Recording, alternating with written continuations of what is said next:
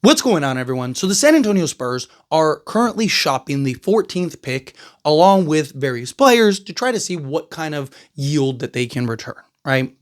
They have several needs that they want to address. Obviously, they are in the market for a Giannis Antetokounmpo. They're in the market for a Kevin Durant. Like, those seem to be the big prizes. But beyond that, they want to see what other moves, what other trades, what other changes that they can make to kind of upgrade and get this roster. And based on reports, it appears that they're really looking for 3-and-D wings, right? Or just wing depth shooting in general. Right? Obviously, every team in the league wants 3-and-D wings. Every team in the league is trying to acquire various pieces, but they just want some size out on the perimeter.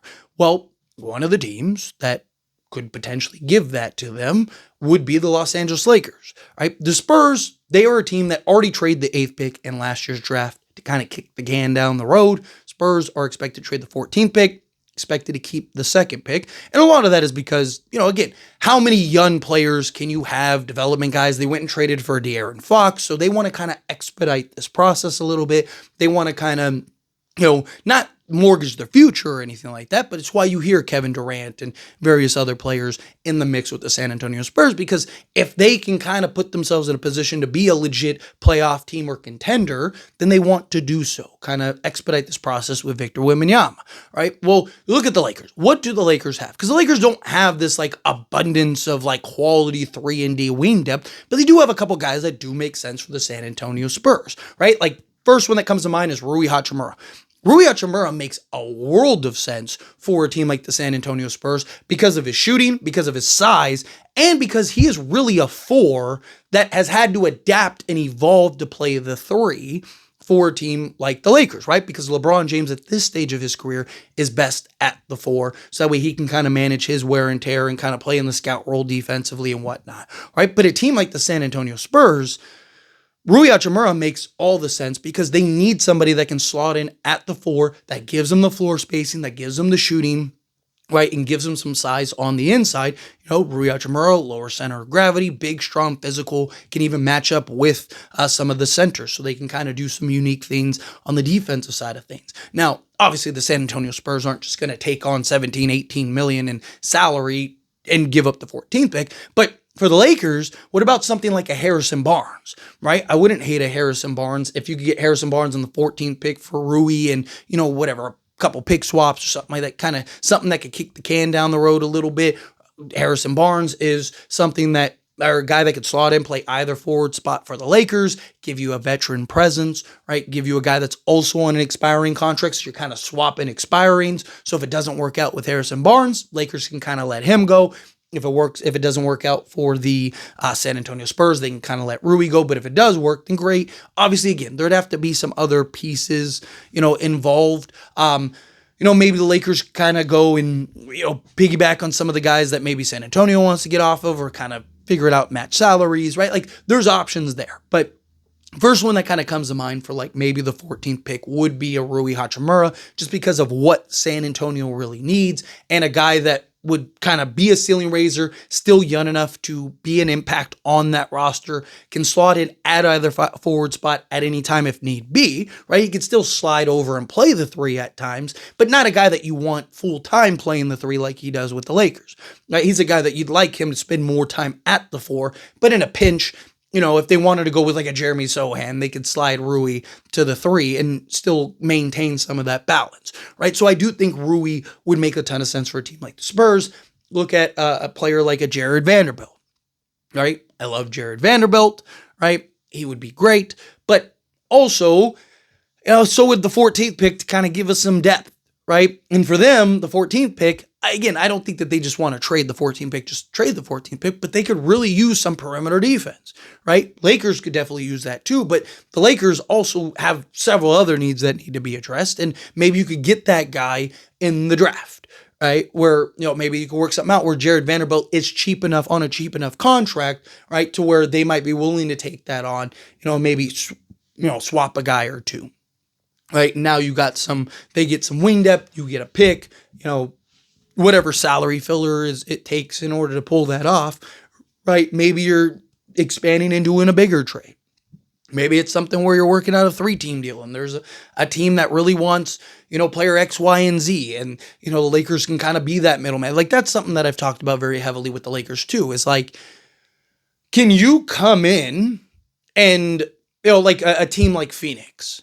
It's like, okay, well, you could have the 14th pick, or you could have a guy like a Rui Hachimura that could help you right now, right? Now, some people might think like, oh, why would Phoenix do that? Well, Matt Ishbia wants to win now.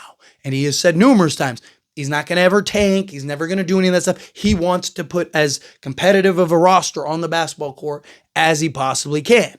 And now at some point, he's probably going to come around to like, okay, tanking and draft is a good thing. But that doesn't necessarily mean he's came around to that idea right now. So you might look at it as like, we can get an unproven guy at 14, or we can get a guy like a Rui Hachimura at, that is already proven, still young enough to be a piece alongside, a Booker, right? And then also he could slot in right alongside Nick Richards and give you a real slotted 4. Again, another team that could really use and value a guy in a Rui Hachimura.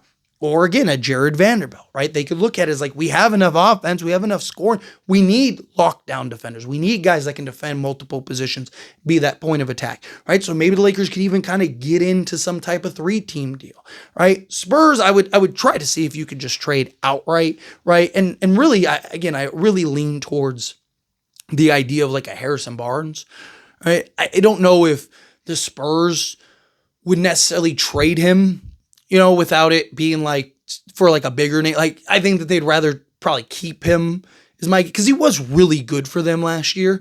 And that was without like a true like playmaker. I mean, Harrison Barnes, man, I just think he'd be ideal slot alongside Luka, LeBron, Austin Reeves, right? Spurs were interested in Austin Reeves at one point. Could you maybe work something out?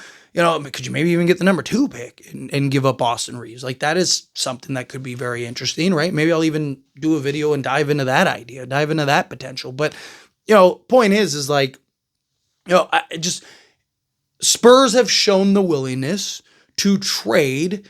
I mean, they traded the 8th pick for basically picks later on down the road to kind of kick the can down the road. Could the Lakers maybe do that? Maybe you're just doing a 14th pick for the 31st and like 2 swaps, right? And it's like, yeah, you got rid of a couple, but now you got the 14th pick that the Lakers can maybe look to trade and leverage or draft a guy. Maybe there's a guy there at the center position, or a wing out there that could do that, and San Antonio's kicking the can down the road, especially if they can't find that ideal trade. Now, obviously, look, if Kevin Durant really is going to San Antonio and is a real option there were reports that Bill Simmons, he believes that the deal is already done, right? And they're just kind of waiting for the upcoming NBA draft, which, that is something that would make sense, right? Because you have the NBA Finals right now.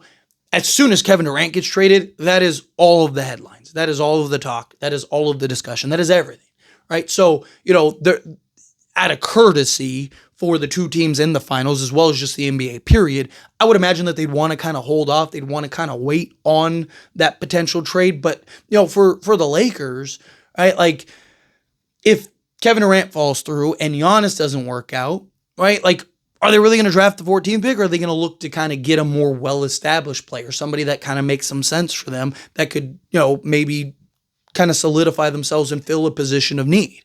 Again, the 4 spot is a real position of need for a team like the San Antonio Spurs, especially shooting-wise. Now, I know some people might look at it and go, well, they have Jeremy Sohan. He doesn't spread the floor. Wemby is streaky, right? De'Aaron Fox isn't a great 3-point shooter.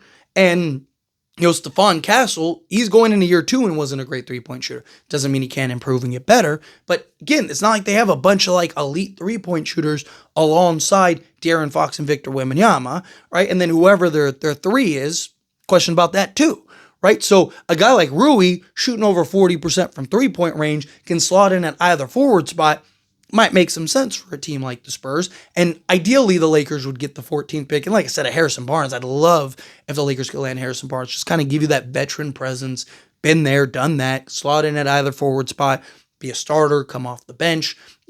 I personally would love if the Lakers could land a Harrison Barnes, top of the 14th pick. But outside of that, right, like, it's just, can you find a deal, whether it's direct with the Spurs or, like I mentioned, a 3-team deal where, a team like Phoenix, it's like, hey, yeah, you could have the 14th pick, or you could have, your pick of these guys that are already proven and established for a Devin Booker that's not getting any younger, right? Devin Booker's only getting older, right? So instead of that 14th pick, we'll give you, a guy or two that can kind of help and come in. And, instead of Harrison Barnes, we'll take Harrison Barnes, give you Rui. He makes more sense at the 4 for you. You have guys that can already play the 3. And, again, maybe the Lakers kind of work it in a multi-team deal rather than a straight deal. But if you can do it in a straight deal, then perfect, right? Point is that, look, Spurs are shopping and trading the 14th pick. We already have evidence that they're willing to trade picks that aren't, the top 3 or 4, right? The top lottery picks,